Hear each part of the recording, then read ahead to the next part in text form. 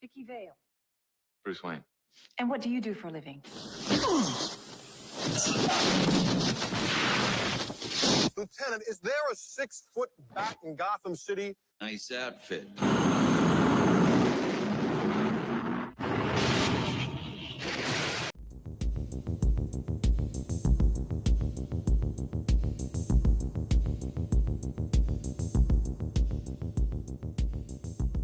God, all these trailers are just so bad. So I actually have a story about that trailer that we can get into. Okay. Well, I'm Kevin. I'm Jake.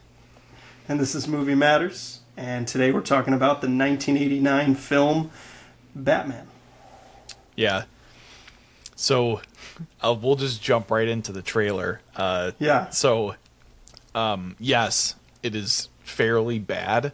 And the story behind it is pretty interesting. So, this movie went through quite a development hell, starting like all the way back in like 1980, going through a bunch of different script revisions and concepts, and when it finally landed with Warner Brothers, and they started developing it, and they wanted to cast Batman, and they looked at all kinds of different actors to be Batman. And Tim Burton ended up convincing the studio to allow him to work with Michael Keaton again, who he had just finished working on Beetlejuice with.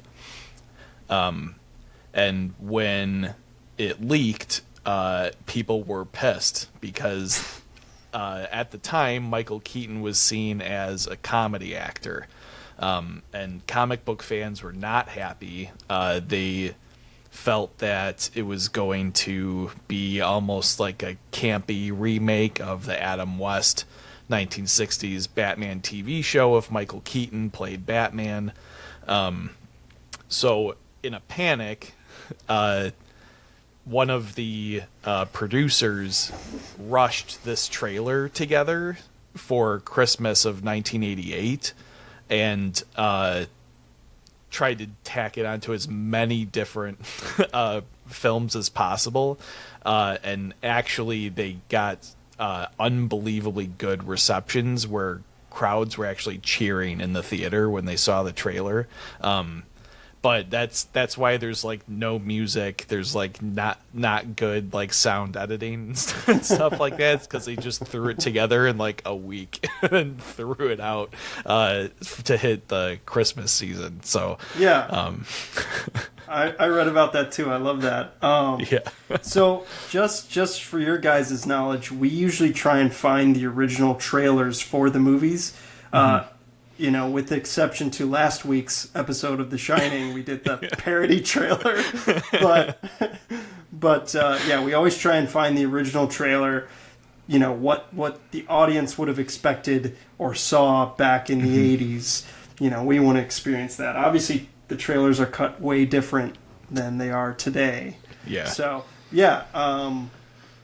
Obviously we have Keaton in one of our first movies we did, second or third movies we did for, I'm blanking on the name. Night Shift, thank you. For Night Shift, where, he was a comedic actor. And they needed to sell him. I love that story. I read about that too. There's a lot of great trivia on this movie. I'd seen this movie, but I haven't seen it since my childhood for sure. It's probably been 20 years since I've seen it. Yeah, this was one of my favorite movies growing up. Batman is like my absolute favorite superhero. So I used to watch this and Batman Returns all the time. Which Batman Returns is also a great movie, like way darker than this one, but still really great. But there was probably a good like 10 to 15 year gap since the last time I watched it. But I think I watched it maybe in 2020, like during COVID. I got the they released the like Ultra HD pack of like all the Batman movies, so I picked that up to watch while we were in quarantine. Did you actually watch it on disc, or did you stream it? This time I streamed it because I was lazy and didn't want to go to the basement and get it. Yeah, I streamed it on HBO Max. Yeah. And it's in 4K on HBO. Yep. And it looked awesome. Yeah, it looks really good. Yeah. You know, again, I hadn't seen this movie in a long time. It's good. It's not great, in my opinion. What are your thoughts? So I disagree a little bit, and I kind of want to save it for the end. Okay. But this movie is incredibly culturally important, and I think. Well, I want to hear your criticisms first.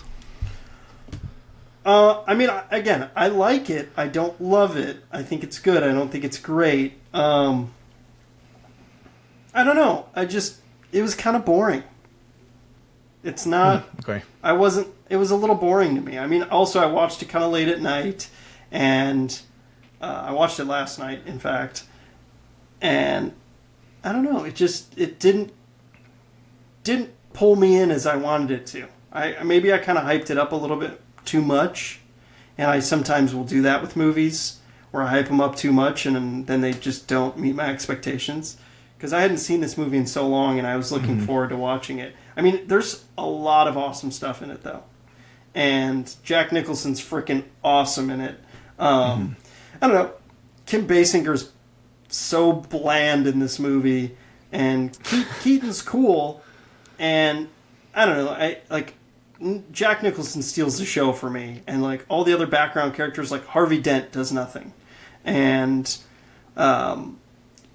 Grissom, Jack Palance's character, does nothing. I don't know. There's just a lot of randomness in the movie, in my opinion. But also, this is why we're doing this with the 80s movies. Think what we have. You know, we've got Batman Begins, we've got Dark Knight, we've got Dark Knight Rises, and they're so grounded. This movie's kind of goofy, and it's supposed to be very comic book goofy, and maybe I just didn't remember that as much in this viewing. Yeah, so I mean so I might as well just respond fully. Yeah, so, I mean, I have a lot to talk about too, so just go right in. Yeah, so the reason, and like I would even go so far as to say that this might be the most culturally important movie that we ever cover on the show. Whoa. Especially given the current climate of movies, because this movie set the tone for all comic book movies going forward. Before this, you had several. DC superheroes in particular were very well known, like Wonder Woman, Superman, obviously Batman, but they were all very campy and like, kapow, punch people in the face, like 60s kind of like pop art kind of stuff. Where this was the first time that they took a more serious tone, though I will agree that there is a little bit of campiness to the movie, and I think it's probably primarily because they probably didn't want to disturb the audience too much, because this is a stark tone shift in and of itself.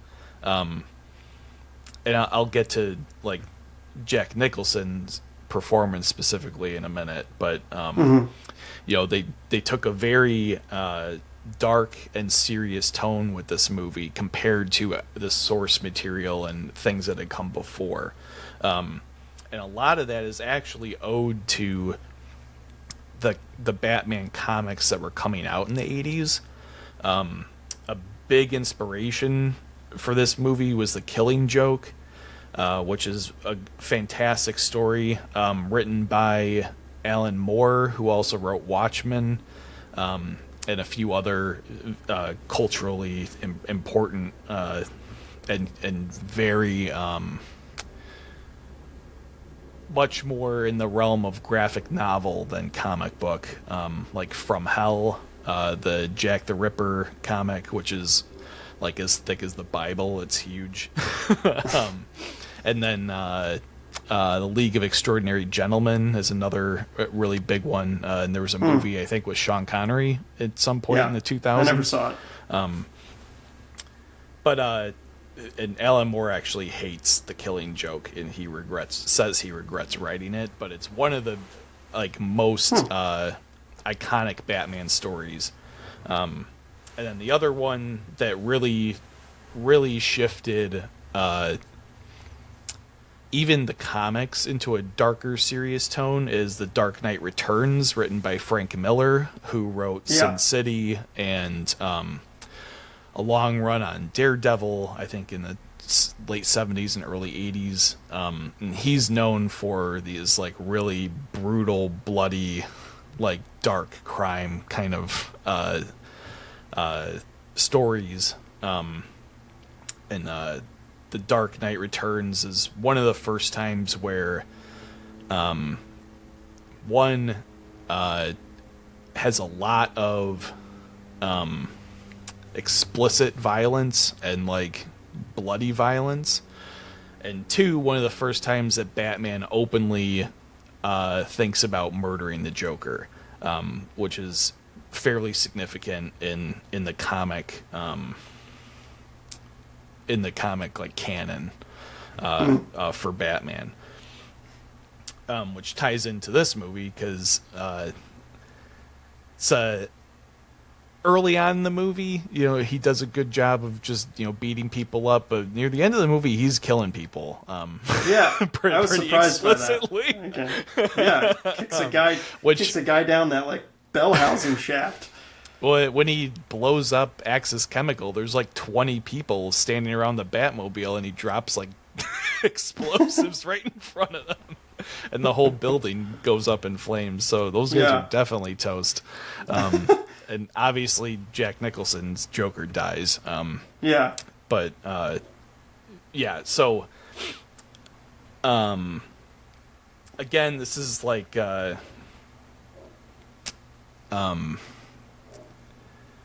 they're pushing. I think they were pushing the envelope on what kind of material they could get away with, particularly in that vein of more dark, serious kind of thematic elements and things like that. This is also I think what kind of set the tone for this what would become a staple of Batman is the psychological elements of not only Bruce Wayne Batman, but also his villains, where the Joker, I think historically was, especially in the Adam West TV show, is just a goofy clown guy, where in this he's much more of a sociopath or a psychopath who snaps, and that's influenced all the way up to Heath Ledger and beyond, in more recent portrayals of the Joker. You've read the comics, yeah? Okay. See, I've never read the comics. I'm a Batman fan, but I'm not. I feel like everyone's such a fanboy or fangirl. Everyone's just obsessed with it. So that's another interesting thing is before this movie, Superman was by far and away the number one superhero in America. Anybody you ask them who's your favorite superhero, they would say Superman. After this came out, it overnight switched to Batman. It's pretty crazy because this broke the record from the Superman movie too. Yeah. As highest grossing superhero film. Yeah. And the summer of this release, a lot of people refer to as Batmania. Like they had a huge merchandise tie-in to this movie, and it was like I can't remember what the figure was. It was something like $200 million in merchandise sold like just in that summer. That's not even related to movie ticket sales. Yeah, that's crazy. And so like this was a major turning point for the comic book genre, and I think paved the way for all the Marvel movies that have come out, all the DC movies that have come out.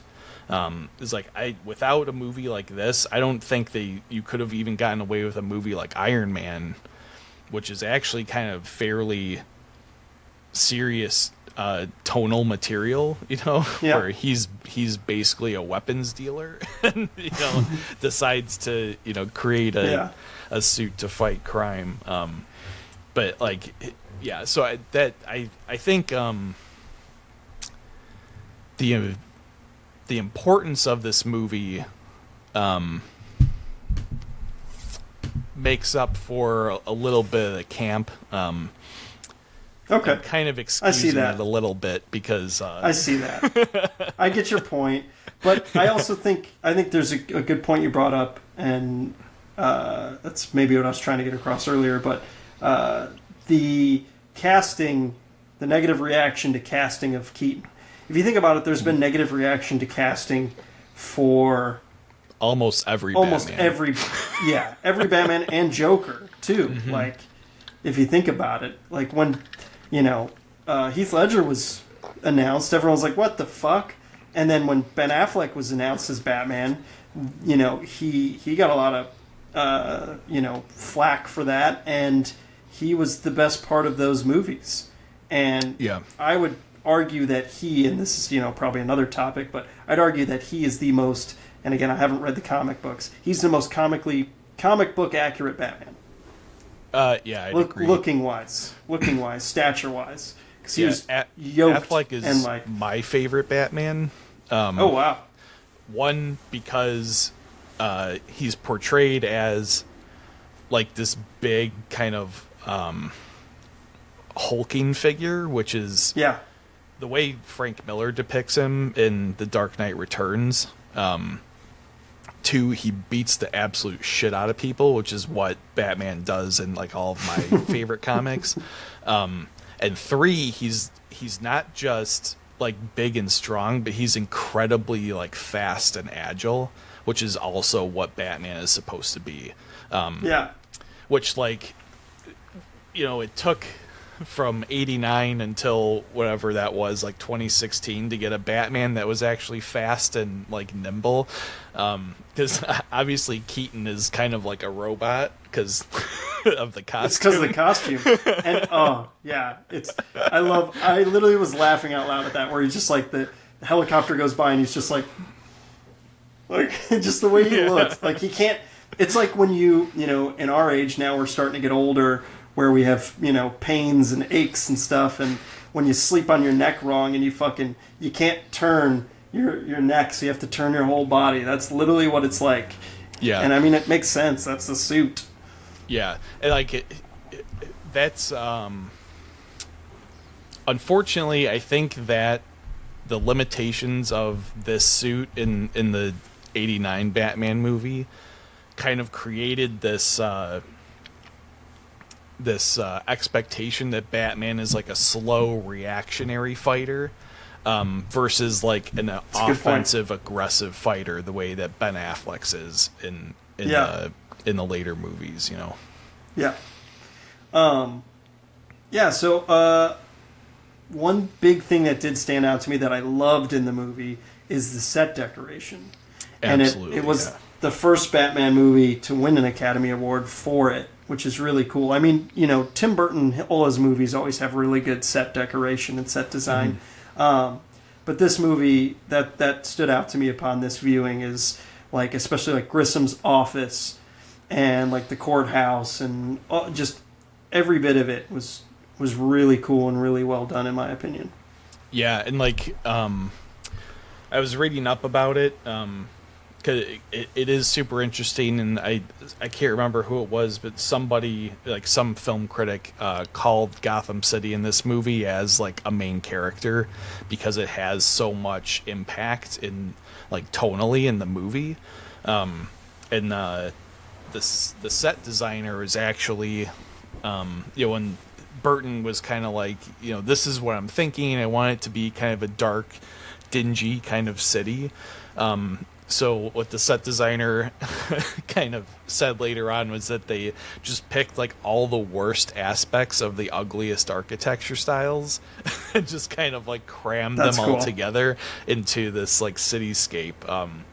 So like you get a lot of really weird juxtapositions where there's like this like hard, cold, industrial kind of style right next to these like giant, like almost like fascist style like architecture, like particularly the City Hall is this like big, flat, like massive monumental building, and they even go further in Batman Returns where they have these like giant statues of like guys with like pulling levers and stuff like in like the Public Works building, and like they like do these like very just very over the top but like imposing kind of like architectural sets, and it really adds to the like darkness of Gotham City, I think. Yeah, I agree. It's also the time period is very, it's not ambiguous. discernible. And yeah, it's very ambiguous, and it's like everyone. It almost feels like the 1940s, but then you look at all the cars, and they're like 70s ish, almost 80s. And I don't know, it's really cool. Like everyone's in a suit or a dress. Like there's no one that's down dressed or like in basic clothing ever in the entire movie, I feel like, which is really cool. That was definitely one of my favorite parts of it too. Yeah, even like the homeless people are in like ratty blazers and stuff. Yeah. Like, it's not exactly. Yeah, like it's yeah, I want to say I read that Burton's idea was to kind of put it in like a timeless kind of setting, so that it is hard to discern exactly when it is and what's going on. And like they kind of did that with the Batmobile design as well, where it's got the big like bat flare like wings on the back. That's like kind of like a cool like 60s 70s like retro like fin, or like even 50s Cadillac like with fin the shark fins kind and of stuff. thing. But then it's got a airplane jet engine that's powering it. And like very like aggressive styling and like the rest of the body. So yeah, just like very lots of like mashups of style to kind of create like its own like eclectic kind of like style into the film, which is really cool. Yeah, it helps define its setting even though it's undefinable, which is cool. Yep. Going back to me saying it's kind of boring, I read that shortly after completing the movie that Tim Burton said he's like, I like parts of it, but the whole movie is mainly boring to me. It's okay, but it was more of a cultural phenomenon than a great movie. So I think, and he said as time has distanced him, he's grown to like it more just as time has gone by, because the production was very stressful for him. But it's exactly like how I feel about it. It's I liked parts of it, but it was a little boring to me. But I get a whole cultural significance, especially with you dissecting it in that way. Yeah, and I think the one of the drivers behind that, I think, could be that after this, you can even see it more in Batman Returns. It shifts more towards action, where this is almost more of a drama. And like as you go further along in time, they become much more action focused. I would argue up until the recent Batman movie that Matt Reeves directed, which is almost like a noir crime thriller more than your like normal comic book action movie, which is kind of a cool departure, which this movie was as well. Yeah, I mean, it you know, like you said, cultural phenomenon, and it made a lot of money. Yep. It grossed $40 million domestically in its opening weekend, which at the time was the biggest opening of all time, which is crazy because like literally a week prior, Ghostbusters 2 came out and set the record, and then this beat it, which is cool. But this movie set the industry standard of basing a film's success on its opening weekend gross, which is crazy. So, from a business standpoint, this movie has definitely paved a way for Hollywood too because of that. Like, that's crazy. I mean, think about it. When a movie doesn't make any money on its opening weekend, it's deemed a failure. Right. So, and domestically, this movie was the highest grossing. Worldwide, it came only second to Indiana Jones and the Last Crusade. What were you going to say? One of the other things, so on the topic of, box office opening weekend, being the success or fail, metric.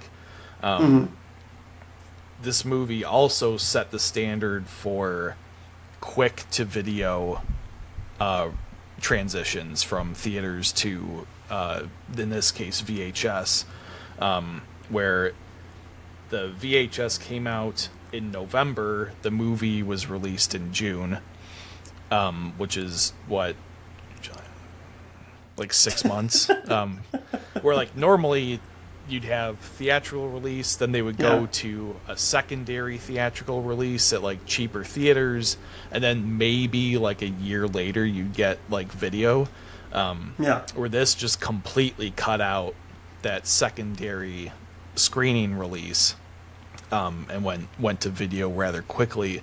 And a lot of people actually attribute this movie to the decline of that like secondary theater market. Because they accelerated video release by such a large factor, which is pretty interesting. Very. I owned that VHS of Batman. I we for had sure it on owned Laserdisc. Yeah, you had everything on Laserdisc. I know. But yeah, the VHS was cool. The case was like kind of ratty because I feel like it was used a lot or watched a lot. But the cover was cool. I remember it being really cool and like the orange-ish kind of Batman symbol. Yeah. Almost looked like the Warner Brothers logo a little bit, color-wise. But this movie is also considered the last true blockbuster movie to be made without any significant CGI effects. All the visual effects are achieved by either matte shots, model effects, miniatures, or animation, which is pretty interesting. Yeah. So yeah, there's one or two times where you can tell that it's animated. Right in the beginning, there's a shot, I believe it's when the family gets robbed in the alley, and the wife screams, and it goes to a shot like above a building looking down at the city. You can see Batman standing on the balcony, and he turns around and whips his cape, and that's clearly like animated. But like that was more than likely either a model of that building, or it was a really well painted like animation frame. Another thing, like this movie has a lot of it's crazy because there's a lot of declines of things because of this movie. And Sylvester Stallone stated that this film is what led to the decline of muscle-bound action stars from the 80s and changed how action films are made. That's really interesting. Yeah. So, it's... Yeah, because if you think about it, the 90s wasn't about... It's all the 80s was about, muscle-bound people killing a bunch of dudes. Yeah. I'd argue that Die Hard set that standard, which was the year before, right? 88, 87? Yeah. Or 88, 88. yeah. Yeah. But yeah, I mean, Keaton is not an imposing figure in this movie. No. And like there were a few different tricks they had to do to make him look imposing in the bat suit. One thing, they elongated the head quite a bit to make him look a bit taller. Yeah. I think him and some of the other actors never actually stand side by side because he's not that tall. Yeah, he's like 5'10", 5'11". Yeah, he's not short, but he's not like as tall imposing, as 6 foot plus. What every guy lies about on their dating profile. Yeah. Oh, yeah. This, there's some funny. A lot of people thought because Keaton was in it that it was going to be comedic. There are some funny parts to this movie, in my opinion. Yeah. There's a couple good one-liners that even Keaton, delivers. Like Jack Nicholson. We should talk about Jack Nicholson because he is pretty phenomenal in this movie. But his portrayal of the Joker is like half and half past and what would become like the future of the Joker, where he does all these like campy kind of gags, like the teeth, the chattering teeth coming out of his mouth, and I love that. The flour spraying acid, and the boxing glove punching the TV when he was mad. The boxing glove, the electric handshake thing that he turns that guy into a skeleton. I love that. That scene's awesome. Yeah. But at the same time, he does a good job of portraying the Joker as a complete psychopath. 100%. Who's like off the rails, which is very different from the way the Joker had been portrayed in the past, and is much more in line with the comic book depictions of that time. Yeah, Jack Nicholson said that what made the Joker role one of his favorites ever was that it allowed him so much creative freedom. He's like, well, most character roles have specific traits to an actor that they have to stay true to. The Joker's specific trait is that he's unpredictable. And so he was able to do whatever the hell he wanted.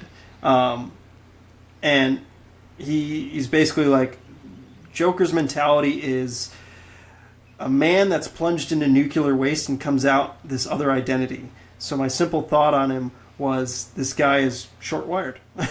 It's just like simple. Like the guy went in nuclear waste and now he's fucked up. And so I don't know. It's cool. I mean, he definitely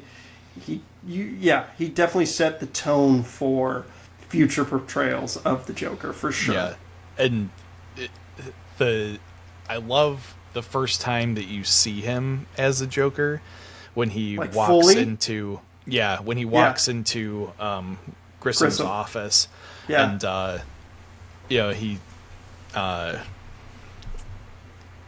basically is going to kill him. Like you see it coming. Yeah, it's really cool. It's a great scene. He shoots him, like he would have before the accident, and then he just starts doing all these goofy like around the back shots and like super like over exaggerated like poses and stuff, and it's such a good contrast to his like first incarnation and then the Joker incarnation. Just really, really well done. And I also love the "wait till they get a load of me" line. Yeah, he's got a lot of great lines for sure. His face is just perfect in that scene.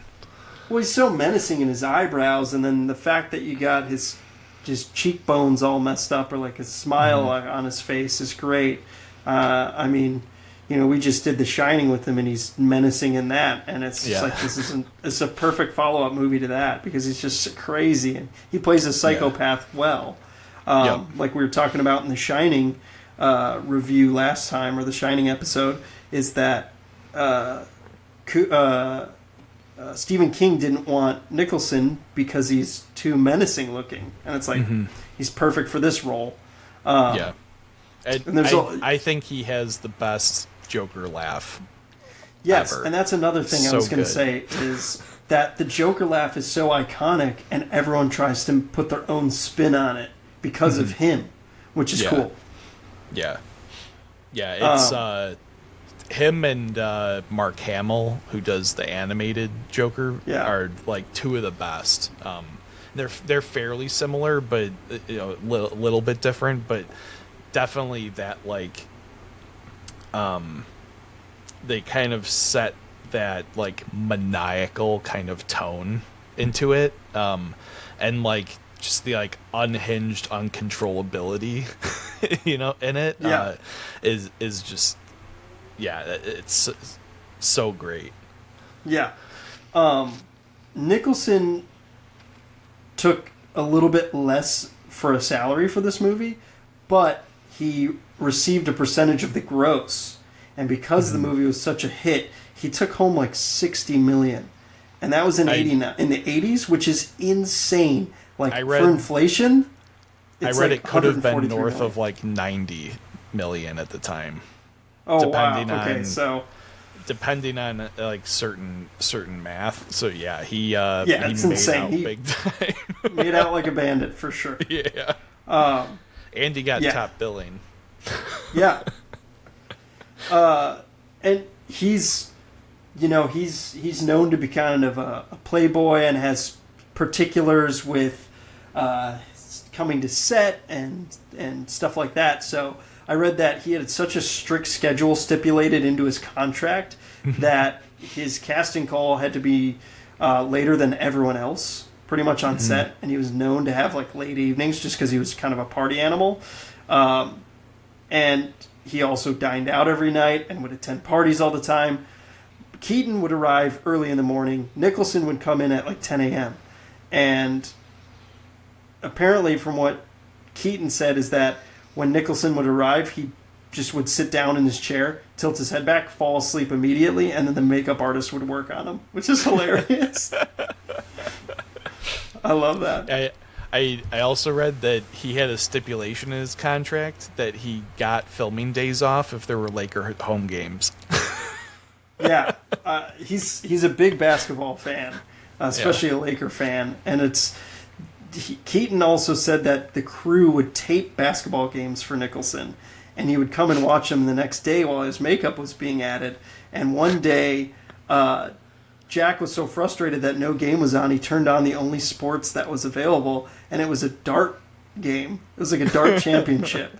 And then the next day, Jack passed Michael on set and looked back at him and asked, "How about that dart game?" To which they both burst out laughing, which is awesome. So, good camaraderie from them, which is cool, and just, you know, it seems like he's very particular. But a lot of people say he's awesome. I wonder if that was the day that they shot the scene where he throws the pen into the guy's neck. Got some inspiration from it? Yeah. That's a cool scene.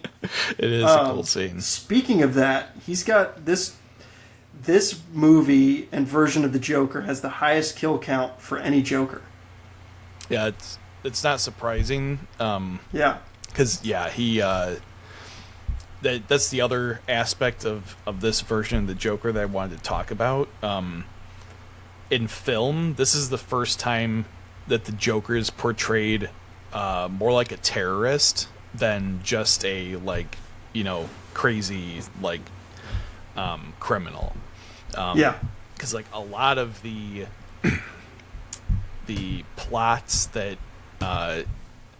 Nicholson executes in this movie are these like big, elaborate kind of they're basically terrorist attacks, where him and his goons show up to that press conference and start shooting, at civilians. He murders that guy right in front of the courthouse, and then drives away. They, destroy the art museum. He puts that parade together and tries to gas everybody to death. It's very large and elaborate kind of crimes rather than just like a bank robbery or like whatever, which the Joker used to be more of just like a common criminal with like a gimmick, where this kind of transformed it in the larger public eye to this like maniacal kind of larger than life kind of criminal mastermind almost. Agreed. And that's where I disconnected a little bit with the movie, because it's like the cops are so dumb in this movie. They do nothing. And like even Commissioner Gordon is so pointless in this movie. Mm-hmm. That took me out of it a little bit, where there's no cops for a lot of the scenes. Like even with the float, like he announces on TV that he's going to, give out a ton of money on this float, and like cops aren't like, what the fuck, So I mean, it is a movie, and you got to suspend some disbelief. I'm a key proponent of doing that, but it's a thought that came to my head, and I was like, okay, whatever. Yeah, like a common thread throughout like Batman like lore and canon is that like the police are either unbelievably inept or they're also criminals and corrupt. And just kind of let things happen. Which is why Batman needs to exist a lot of the times in the comics and source materials, Makes sense, yeah. So I mean, that's the whole plot, if you will. He's fighting crime because there's so much corruption. But I see where Dark Knight gets a lot of its inspiration from this movie. Mm-hmm. You can see a lot of inspiration from it, which is cool. And obviously future Batman movies. And what's cool is I read that Keaton, who's he's a logic freak, he was so concerned with Batman's secret identity and that it would be easy to uncover that he decided to perform the Batman voice, at a little lower register than Bruce Wayne's normal voice to try and hide his identity, and that's become a staple in the entire franchise, in the entire series, if you will. Yep. So, I mean, I think that's cool, and I mean, I didn't pick up on it a ton in this movie because he sounds very similar. Versus, obviously maybe I was expecting like the Christian Bale version where he's like, "Where is he?" Like that kind of crazy. And sorry, headphone listeners, if that just blew you up, but that's what happens. But the bat suit's super cool.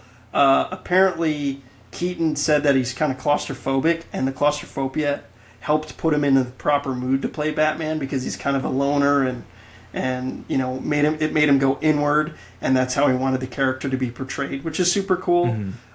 So there's a lot of cool stuff about the movie. Again, I know I kind of ragged on it a little bit, but it's it's good. It's good. It's good. All right. I'm sure I'm going to get shit for this, but it's good. It's not amazing. Again, I mean, us growing up with the other Batman movies, they are better, to be honest, in my opinion. If you compare this to The Dark Knight, and maybe I shouldn't. It's obviously not as good as The Dark Knight or Batman Begins. Or any of the other later ones. Discount everything after Batman Returns in the 90s. But yeah. I don't mind those. They are so goofy, and I mean, I love anything with Schwarzenegger and Mr. Freeze. Him as Mr. Freeze and all his one-liners are so awesome. But I also, hot take here, I think I love The Dark Knight, but I also think it's overrated. I love Christopher Nolan. I think a lot of his movies are overrated. And I'm sure I'll get shit for that too. And I love all of his movies. But he is there's some overratedness to his movies. Like Oppenheimer recently, overrated. It was great. It's a movie I'll watch once or twice in my lifetime. That's it. I want a movie that's going to be an instant classic that's on repeat. That's just my opinion. Like Inception, Interstellar. Those are classics. Yeah. But that's maybe another podcast. I could talk about that all day. Yeah, I think The Dark Knight is incredibly good. I think it's also incredibly important because it really pushed the superhero genre for sure. Superhero genre for sure, and then also it even went further into like the psychological aspects of the Batman universe. Especially into set the stage for like Bruce Wayne's own like psychological examination in like a really, really cool and interesting way that was explored in the comics for a very long time but had not really been touched in film. And I think they really did an excellent job with that in Batman vs. Superman, which is my personal favorite Batman movie. Whoa! Because I love Ben Affleck's Batman. He is awesome. And to clarify, Batman for me is like a 3.5 out of 5. So it's not low. It's high. You could call that a 7 out of 10. Yeah. Dark Knight is like a 4.5 out of 5 for me. It's a 9. It's a 9 out of 10. So they're still good movies. I'm glad we watched this. And we got to talk about the 35th anniversary or so. You thought? Oh yeah. So last episode I claimed it was the 35th anniversary. So our math on this show has been awful. Just as a heads up. I just trusted what I saw. So touché. I swear to God, I saw because I texted you about it. I think right after we watched Reanimator. I said, so. "Oh, it's Batman's 35th anniversary. We should do that after The Shining," because I saw an Instagram post from either the Batman account or the DC Comics account that said it was. So I went back and tried to find it, and it's not there. So I think I blame them. I think they fucked up and they deleted the post and made me look like an idiot. So, and I didn't check the math because I'm not that. I wasn't too worried about checking the math, so it is not the 35th anniversary this year. Well, it's funny because like when you texted me, I was like, sure, like I didn't even look at it or think about it, and then obviously it's Batman too. Like I'll do the movie any day, like that's totally fine.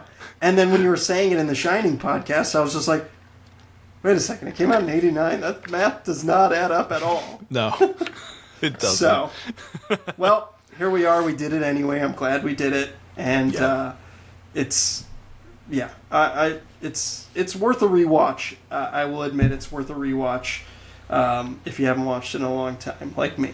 So, Oh, and the one thing we haven't touched on is the score.